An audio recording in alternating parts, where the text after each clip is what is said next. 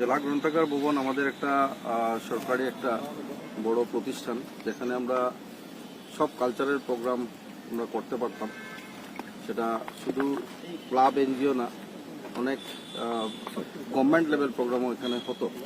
কিন্তু 2016 গভর্নমেন্ট আসার পর সেটা কাজ শুরু হয়েছিল, আর এই কাজ খুব স্লো গতিতে চলছিল। বিধায়ক হওয়ার পর সেই কাজে আমি হাত দিয়েছিলাম। আমি অনেকবার এখানে এসে জানতে পেরেছিলাম যে তাদের একটু টাকা পয়সার কনস্ট্রেন্ট রয়েছে। তো পরবর্তীকালে সেটা মুখ্যমন্ত্রীর সাথে কথা বলে একবার তাদের পেমেন্ট হয়েছিল।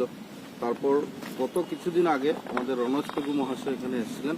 তো ওনাকে আমি অবগত করাই যে জেলা গ্রন্থাগার আমাদের একটা শিলচরের ঐতিহ্যবাহী জেলা গ্রন্থাগার একটা ডিস্ট্রিক্ট লাইব্রেরি ছিল, সেখানে আমরা যদি তাড়াতাড়ি কাজকে না করতে পারি তাহলে শিলচর সহ কাছাড় ডিস্ট্রিক্ট বা বরাকবিলির বিভিন্ন যারা কালচারাল ক্লাবগুলো রয়েছে তাদের অনেক অসুবিধা হচ্ছে।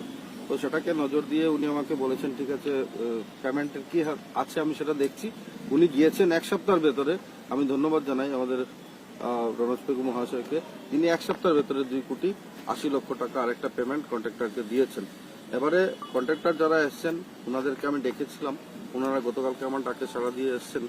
আসার উদ্দেশ্য এটাই যে ওনাদের সাথে মিলে একবার এটাকে পরিদর্শন করে, বা এখানে স্টাফ যারা রয়েছেন তাদের স্ট্যাঙ্ক কতটুকু আছে, কি স্পিডে কাজ চলছে, তার জন্য এটাকে দেখার জন্য আজকে এখানে আমরা উপস্থিত হয়েছি। আমার তরফ থেকে ব্যক্তিগতভাবে ওনাকে আমি আশ্বাস দিয়েছি যে যতটুকু সম্ভব বিধায়কের যতটুকু সম্ভব আমরা সমর্থন করব, সহযোগিতা করব। বিধানসভা চলছে, আপনারা জানেন যে 22 তারিখ থেকে বিধানসভা শুরু হবে। তো এই বিধানসভা চলাকালীন আমি ওনাকে বলেছি যে আপনাদের যদি কোনো কথা থাকে তাহলে সেটা মাননীয় মুখ্যমন্ত্রীর দরবারে আমি আপনাদেরকে নিয়ে যাব, আপনারা একবার কথা বলবেন। মাননীয় মুখ্যমন্ত্রীকে বোঝাতে হবে, উনি বুঝলেই সাথে সাথে পেমেন্ট করে দেন। আমরা দেখেছি যে রনজ পেগুর মাধ্যমে আসাম সরকার ইতিমধ্যে বলার সাথে সাথে 2,80,00,000 টাকা দিয়েছে। তো 25,90,00,000 টাকার প্রজেক্ট ওনারা যেভাবে বলছেন যে 6 কোটি টাকা আরো সরকারের কাছে পেন্ডিং রয়েছে, ওই টাকা পেলে হয়তো কাজ আরেকটু এক্সপেডিট হবে।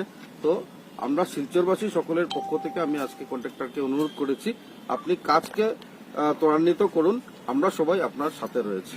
ওনাদের সাথে কথা বলে যেটা বুঝতে পারলাম যে এই যে প্রজেক্টটা, এই প্রজেক্টের দুটা পোর্শন রয়েছে। আমরা এখানে যেখানে দাঁড়িয়ে আছি এই পোর্শনের কাজ হয়তো খুব তাড়াতাড়ি শেষ হয়ে যাবে।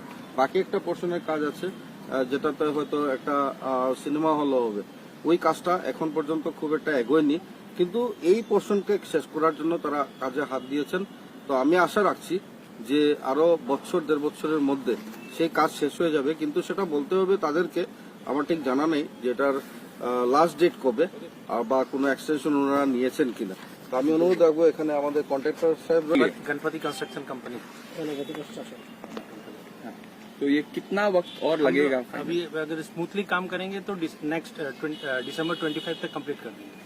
Okay. और अभी तक कितना % काम हुआ? 47% फिजिकल प्रोग्रेस हो गई। Okay. स्ट्रेंथ कितना है आपका अभी लेबर फोर्स बहुत कम है, क्योंकि बीच में थोड़ा कुछ इश्यूज था। तो अभी रिजॉल्व हो गया, सर ने एश्योर किया हम लोगों को कि तुम लोग काम को पूरा स्पीड करो, मैं तुम लोग के साथ हूँ। तो अभी हम लोग स्पीड अप कर दिया। विद इन 2-3 डेज हम लोग पूरा मोबिलाइज कर देंगे, पूरा स्पीड अप हो जाएगा।